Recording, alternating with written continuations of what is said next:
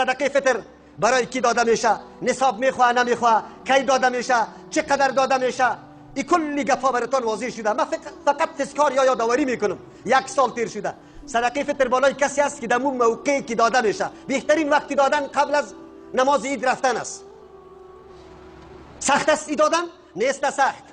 اگر کسی اراده از این بکنه که مثلا افضل عمل میکنم، برنج تیار قد خود گرفته دخلته گذاشته. یک نفری که خود بیکار نباشه، نفری فعاله، خودش خود میدونه که در این قریه در این منطقه کی واقعا مسکین است، چیزی هم نداره. کجا مدرسه است که اونجا شاگرد مسافر داره، از مردم چنده جمع میکنه برای چای بوریش؟ کجاست؟ کلگی نامیدانیم. هر کسی ما لیست داریم. اطاربی ما برای ما معلوم است که چطور است. به یک نفر 100 روپیه خیر است مصرف بده، این فقیر هم خشک و کراچیگه کشه، طعامه که تا دیش برتو برنجه که تا لوبیا دال مواد خوراکه در خانه فلانی خان برسان قبل از اینکه ما در عید میریم. آسان گپ است. وگرنه 1 روز و 2 روز خو پیش هم دادم میتونیم، اگرچه اختلاف است. از او خاطر افضل پیش از دادن نماز عید رفتن است. از مواد خوراکه داده شاپای سنه، از موتو که در رسول الله خب میدانست، از موتو که در صحابه خیلی نیاز داد با پول، لیکن در او زمان در او موقع هم خوراک داده شده، پول داده نشده. چیزی را که شریعت امر بکنه او خالی از حکمت نمی باشه، خالی از حکمت نمی باشه. چقدر میدیم؟ خب بالای کی است؟ اینجا فقیر و غنی نیست، نصاب در کار نیست که میتونی دمی فرصت 2.5 کیلو برنج قیمتش داری، خرما قیمتش داری، کشمش قیمتش داری، آرد قیمتش داری، لوبیا قیمتش داری، بخر و بده. امی قدر که قبل از عید رفتن تو این قدر توانایی داری، سرت است باید بده، ده مسکین بده. حق مسکین است، از ملا صاحب نیست. حق مسکین است، به مسکین بده، چیزی که نداره. چقدر بدیم؟ خورد کم 1 چارک گندم. من بس اوقات در ذهنم میاد و جناب ملا صاحب تو که در سر منبر میبرایی و مردم میگی که صدقه فطر خورد کم 1 چارک گندم است. مردم طوری عادت کرده ای که وقتی چارک گندم طول میکنم و خوردش هم وسو میکنم. عجیب مردمه، عجیب احکامه.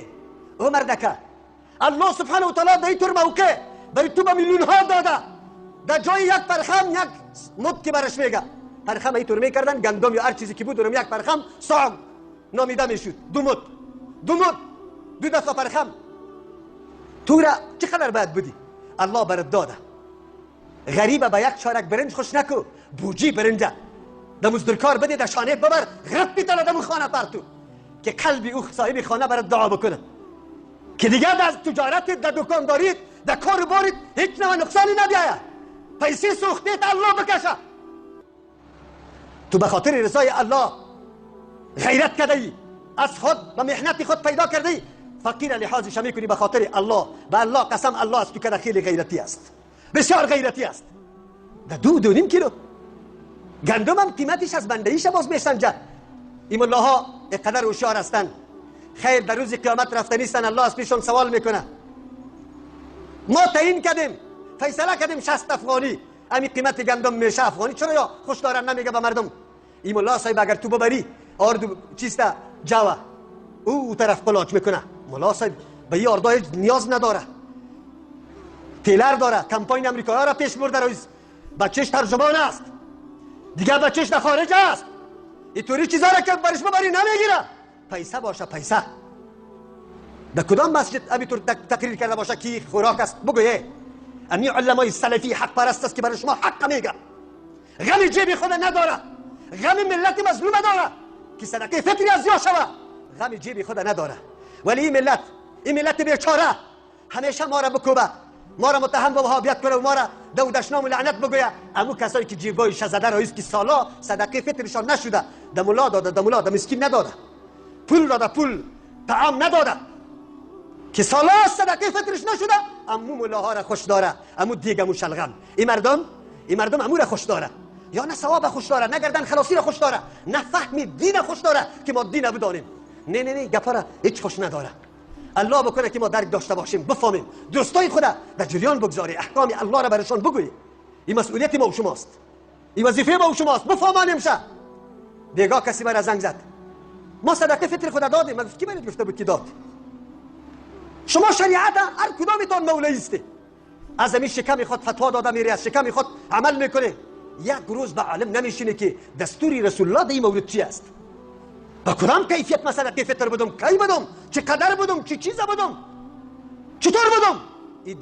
این دین تشریع رسول الله صلی الله علیه و سلم کرده. تعیین قیمت ملا نمیتونه ملا. این رسول الله وقت تعیین کرده، مواد خوراکه رو تعیین کرده.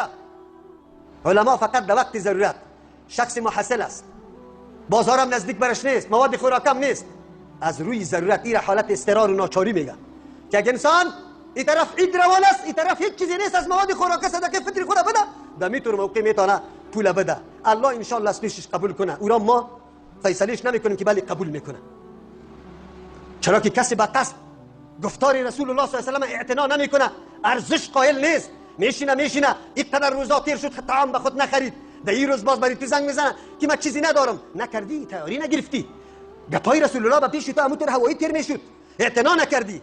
عزیزان گرامی، بچه آن چیزی که شریعت امر میکنه و رسول الله صلی الله علیه و سلم امر میکنه، ایرا عظمت قائل شوی، گفتار پیغمبر ارزش قائل شوی که رسول الله چی گفته معمول انجام میدم. اونجا باز محبت با پیغمبر معلوم میشه. در غیر از این ما مردم از دین چیز دیگری را جور کردیم. ما خود دین جور کرده نیستیم، ساخته نیستیم، با دین رسول الله سر و کاری نداریم. نشویم که اوطور شویم، اوطور نشویم. از این روز تصمیم میگیرم، از این روز در کوشش عزیزم که گفتار پیغمبر علیه السلام چه قسم او برام گفته که پیش از این رفتن بده صدقه فطرته. این گپی پیغمبر پیش ما اهمیت داره. یک آدم مستحب برش میگه، پیش ما مستحب نه، آنقدر ارزش داره که هیچ قیمت نداره. گپی رسول الله است صلی الله علیه و سلم و پیغمبر است و رهبرم است. برای ما گفته که افضل است، رسول الله مرا گفته که افضل است.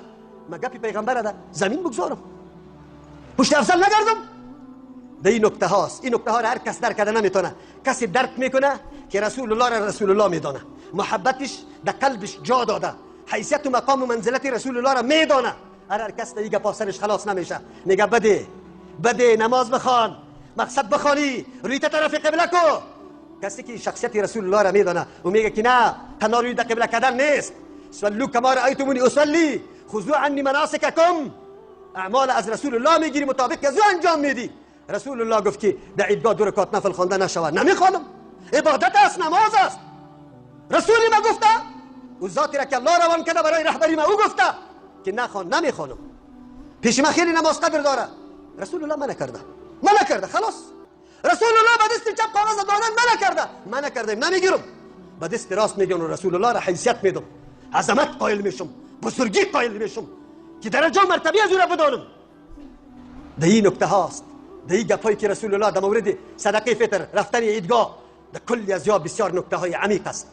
قدم قدم ما او را باید سری خود عملی بکنیم. الله توفیق نصیب ما بکنه. این لحظات از ما الله از ما محروم نسازه. کل امت اسلام الله توفیق نصیب بکنه که به نقش قدم رسول الله بلست عمل بکنه. ما را از او جمله بگردانه.